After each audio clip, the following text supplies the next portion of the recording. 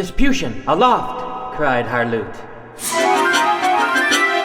With a thrust of her wings, the white Pegasus shot upwards through billowing clouds. Harloot stood with his arms held out, balancing on her back. They burst into vast heights, the realm of Curl-Rah, the morning sun.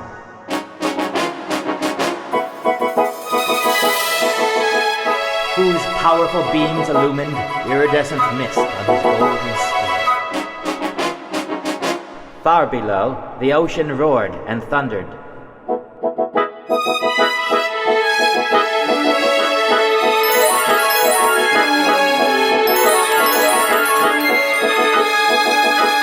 Vespucian reached the pinnacle of her high arc.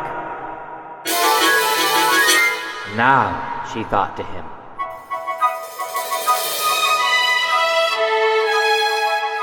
The Pegasus hovered, and Harloot dove backwards from her haunches. In a swan dive, he clove through tiers of frothing clouds. He used his chest and arms to glide in a spiral through the planet Terwal's thick atmosphere. He reached the cool, misty air just below the clouds, jackknifed and straightened, then sliced right into the churning ocean currents. Dark purples and greens suffused his eyes as he penetrated cold, shadowy depths. He arched his back, frog-kicked, and drifted lazily up towards a ceiling of shimmering blue light. He felt rough tickles on his skin as he passed through a multitude of bulbous purple sea stars.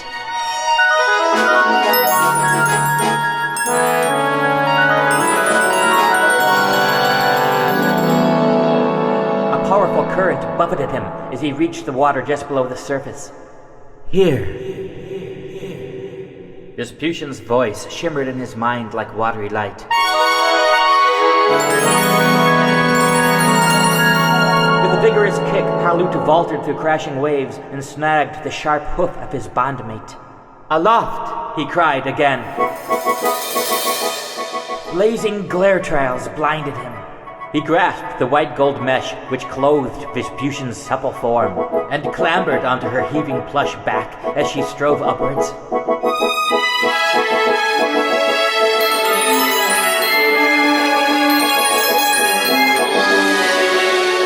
Cold vapor drenched his skin as they sliced through a whirl of boiling green mist. Reaching the air above the clouds once again, she settled into a steady rhythm of flight towards their goal, the Ocean City.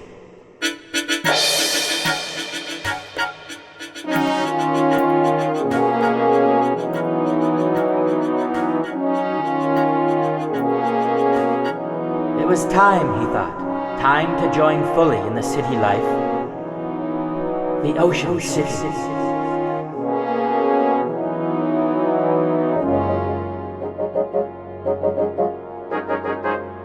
Harloot pictured clearly in his mind the city carved from great spires of rock at the belly of a massive volcanic mountain, once worshipped as the god Lathantar. But now a vibrant city teeming with life. A place of hope, dreams, and vision, where a young civilization was turning the corner into the future. A future Harloot yearned to be a part of.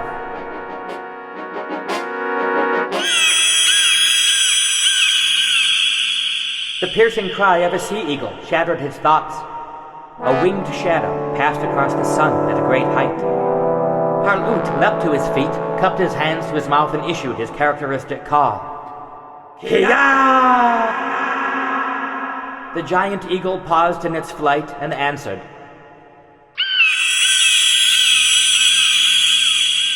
Then turned and flew off.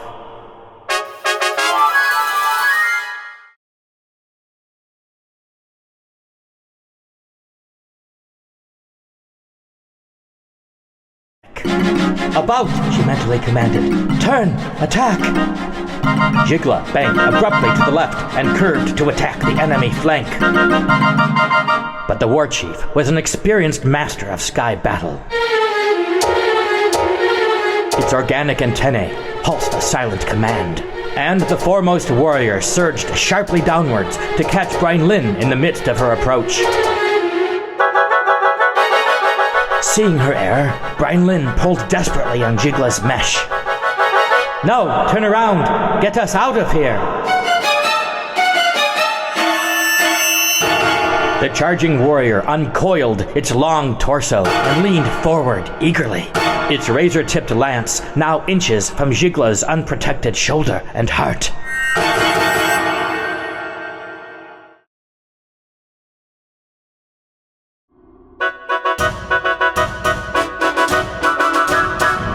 Camouflaged in a small cloud, Vespucian tread the air with her wings.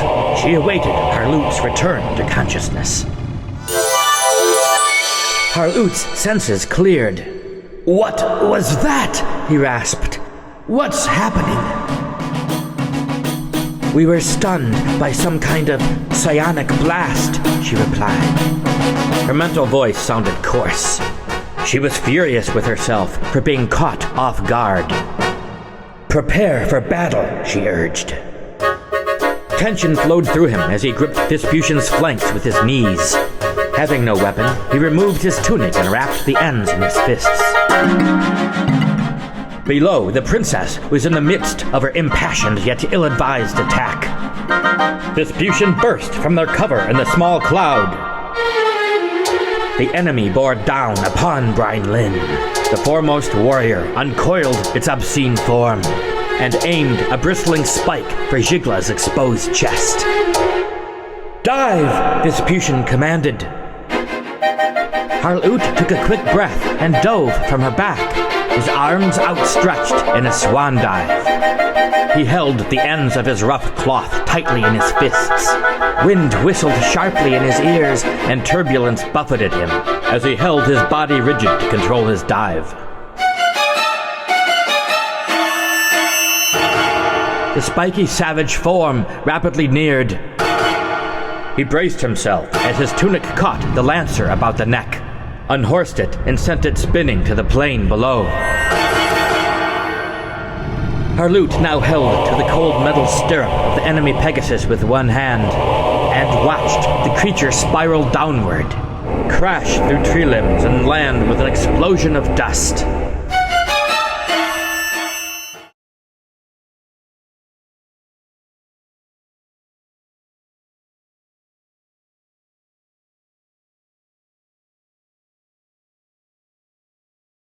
He felt a crushing weight of sadness fall upon him.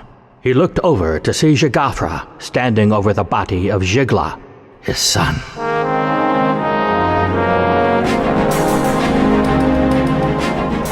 Verdun sighed.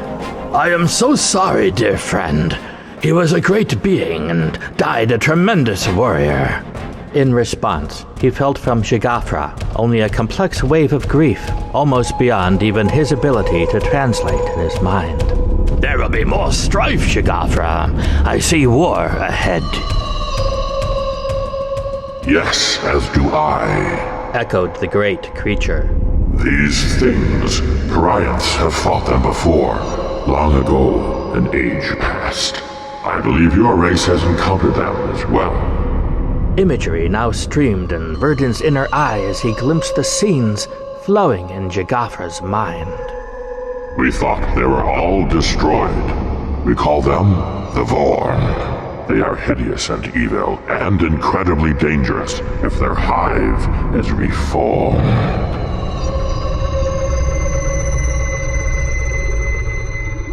Verdun nodded and asked his bond to signal Warrior Guard to return to take up the remains for study. "Archimedes and his apprentices will have work studying these creatures." He knew Parianths were already on their way to bear Jigla's body to a place of secret burial high upon the volcanic mountain's flank, a place only those with wings could access. Verdun leapt to Jigafra's back. With the slightest flip of whose wings, they were soon flying at a great height toward the ocean city. Before them, thick reddish clouds fumed from sky to turf like vast jellyfish. They passed through this viscous curtain and were refreshed by its softly acidic vapors. They soared high over a range of mountains, dominated ahead by the tremendous volcanic mountain, Plathanta, once worshipped by Verdun's people as a god.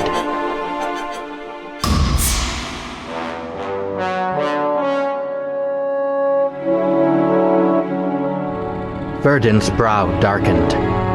A vision of the horror on the plain behind them flared sharply through his mind. Jigla. His heroic form twisted and broken, his powerful soul wasted and lost. Brynlin, the girl he'd helped raise from babe to young woman, like family. Her brilliant smile now disfigured as she ranged perilously close to death. The sound of her girlish laughter played around the edges of his thoughts like a guttering flame.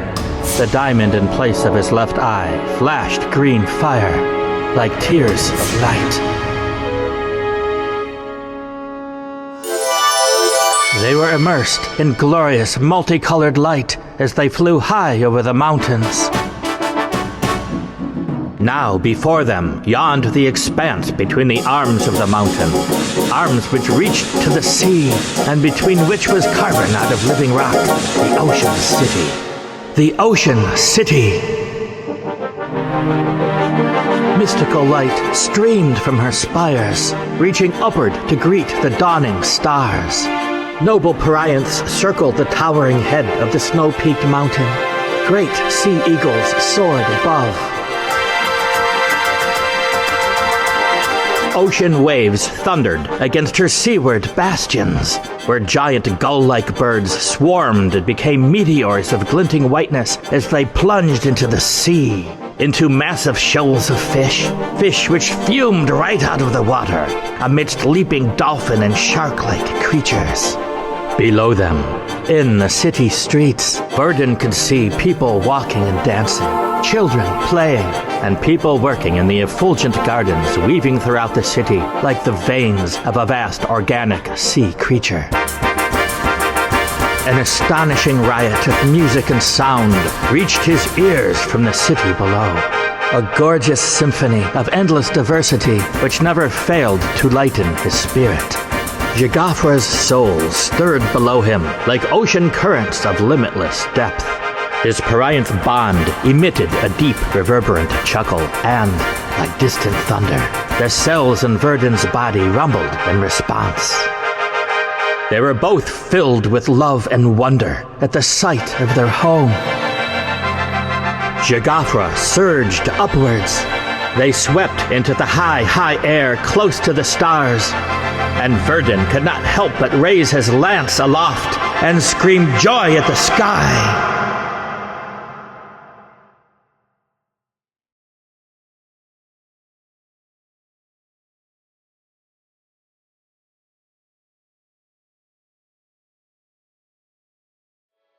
Harloot turned back into the chamber, made use of the pitcher and bowl of fresh cold water, and donned a red-gold tunic and waistcloth lying at the foot of his bed.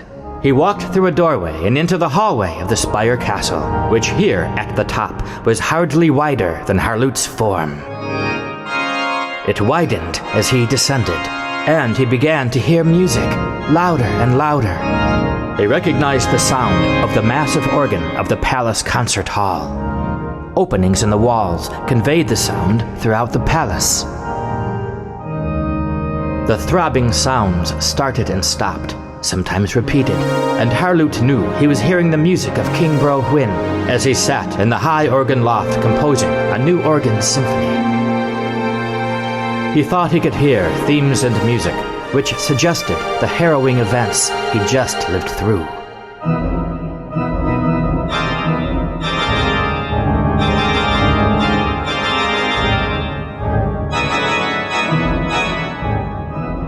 A kind of turbulence, straining to reach resolution.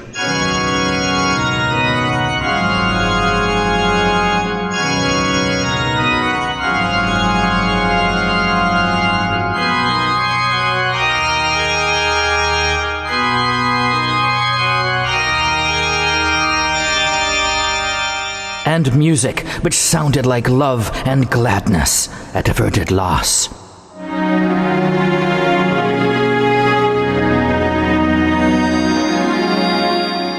How long ago was it? It felt like a long time since he'd been fighting for his life alongside the princess on the open plains before the mountains.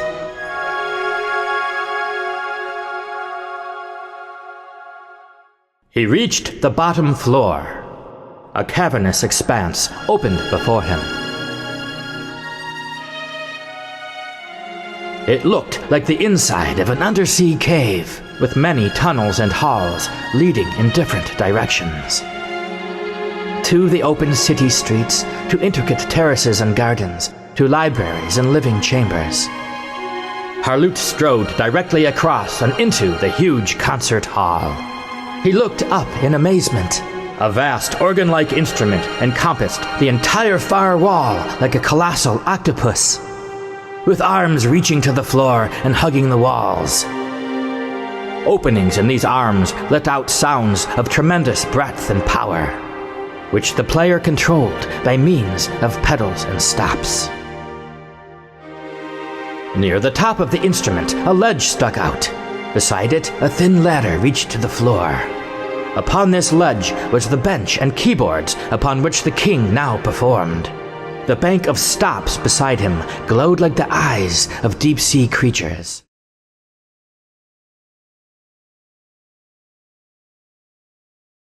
Harloot stepped out onto the streets of his city.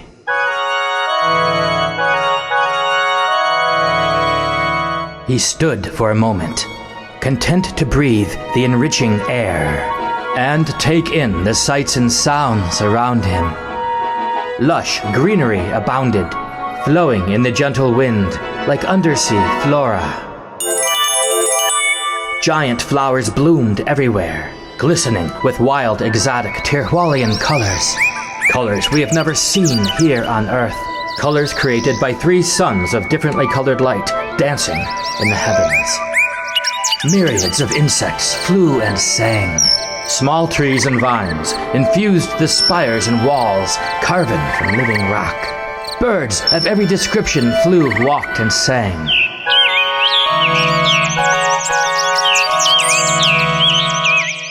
Lizards sunned themselves on ancient rocks made of shiny black lava. Small mammals of varied description scurried about and chattered in their nests. Occasionally, one of the larger birds would flutter down and give chase.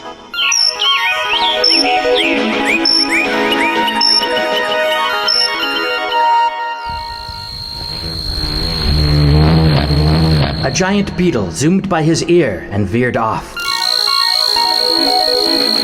It was being chased by a bird sporting bright red, orange, and green plumage.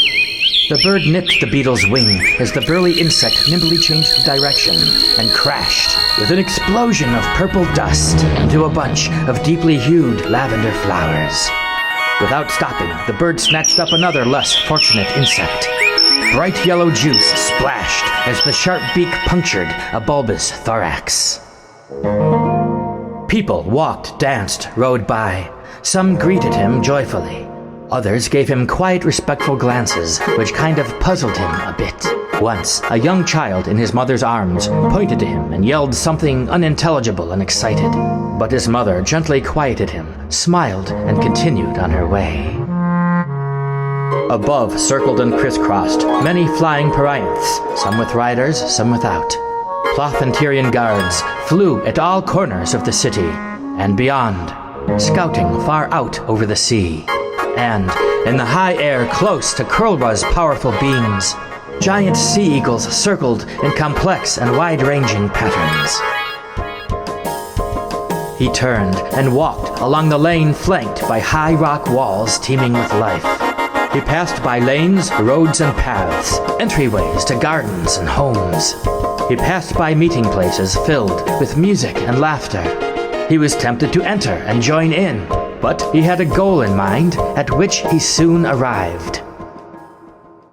He stood now at a broad archway which stood free in front of a large open space. This archway sprouted right out of the ground and swept up and down like an ocean wave. It was covered in vines, flowers, and bas-relief sculptures depicting all manner of creature. Fanciful forms which transformed from Parianth to man or woman and to ocean animals in one huge organic design, with many starting points and paths for your eyes to wander. This was the entrance to the huge garden park, central to this area of the city. Just past the verdant entrance, giant trees rimmed the park, where the builders had followed the natural progression of the rock to carve out this place. A place where citizens of the Ocean City came to refresh themselves, rest, think, create. Sculptures abounded, some depicting ancient heroes, man, woman, and Parianth. Others were purely art objects celebrating what it feels like to be alive. In fact, several were being carved as he watched. Right in the midst of the gardens, one young girl was carving little birds which she placed on tree limbs. They had little metal blades under their throats which sang gently in the wind. Other sculptors worked on large bas-reliefs at the back of the garden, where rolling slopes rose towards the higher recesses of the volcanic giant. Harloot glanced up at the great mountain which easily filled his vision, and felt the rumblings of awe in the pit of his stomach the sight always gave him.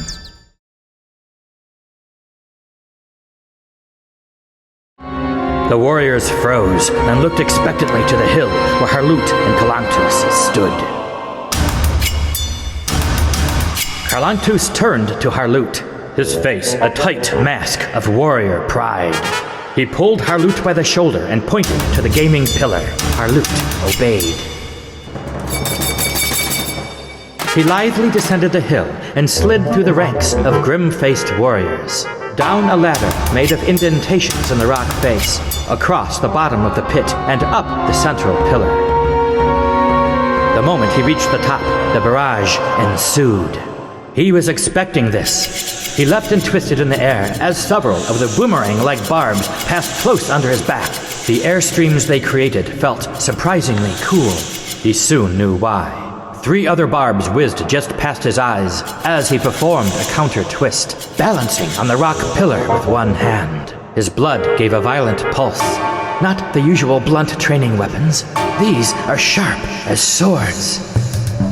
He went into a familiar zone which came upon him at moments such as these, where time moved slow, and it seemed that the space-time between seconds was big and fat. 4 barbs scissored from opposite directions, at 4 different levels, head, heart, gut, and knees. He knelt and leapt with a simultaneous twist, and the 4 weapons missed him by a hair. He kept moving, nearly always keeping a hand or foot in contact with the pillar to maximize control. He realized Calanthus was just playing with him, but the patterns were familiar. The old warrior was trying to get him comfortable, to set him up. And sure enough, the moment he went into a move which would anticipate the next volley. Hi-ha! Calanthus barked a new rhythm, and 7 killing strikes were thrown with slight pauses and at extreme angles. Harloot went into one of his favorite moves. With one hand on the edge of the pillar, he dipped down along the side.